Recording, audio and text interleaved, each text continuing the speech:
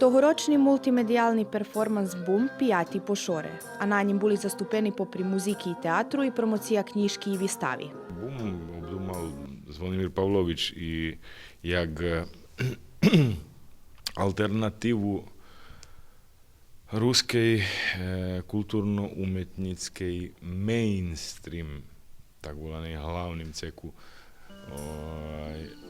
co se dotýka kultúry umetnosti. I toto, jak je on zadúmal, keď pošol, tá na nás ostalo, že by sme predĺžili. Preto to u podpisu, že scenario i režija koncil.